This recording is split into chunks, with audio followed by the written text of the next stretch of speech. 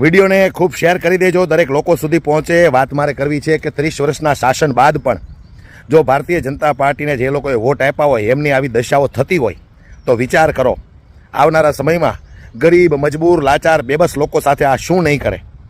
30 વર્ષથી ભારતીય જનતા પાર્ટીને વોટ આપ્યા પછી પણ આજે તમે જુઓ આ મહિલાઓની કેવી હાલત છે, આ પરિવારની કેવી હાલત છે, કેવા રઝળતા મૂકી દીધા છે આ લોકોને। એનું કારણ શું છે એ મહિલાઓના મોઢે જ તમે સાંભળો। પણ વિડીયોને ખૂબ શેર કરજો જેથી કરીને જે બીજેપીને વોટ આપે છે ને એ લોકો જાગૃત બને। સાંભળો તમે આ મહિલાઓની વેદના એક વખત। પાણી નથી, હા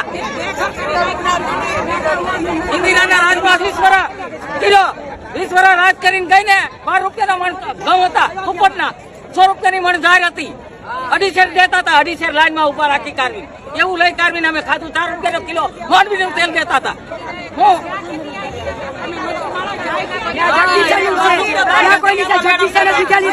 આ જમીન છે જગદીશની, કોઈની નથી, જગદીશની છે, કોઈની નથી જમીન, જગદીશની છે।